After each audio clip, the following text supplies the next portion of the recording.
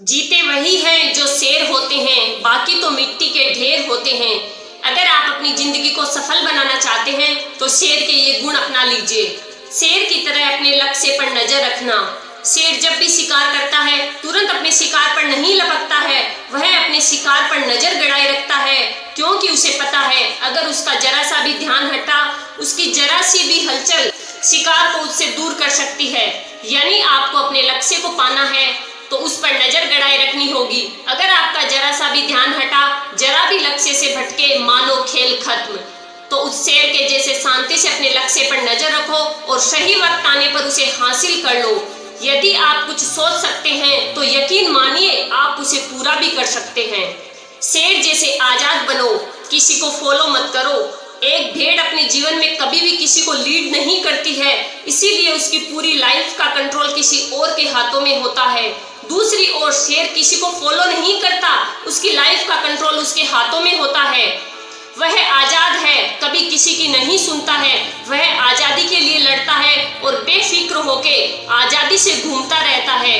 और हम लोग जिंदगी भर लोगों की राय लेते रहते हैं। ऐसा ही चलता रहा, लोगों के ओपिनियंस सुनते रहे, तो एक दिन हमारी लाइफ का कंट्रोल भी किसी और के हाथों में होगा। शेर जैसे आजाद बनो, अपने मन की बात कहने की आजादी, बोलने की आजादी, आप जो बनना चाहते हैं वह बनने की आजादी, अपनी जिंदगी जीने की आजादी। जिस क्षण आप भीड़ से बेखबर होते हैं, आप भेड़ नहीं शेर बन जाते हैं।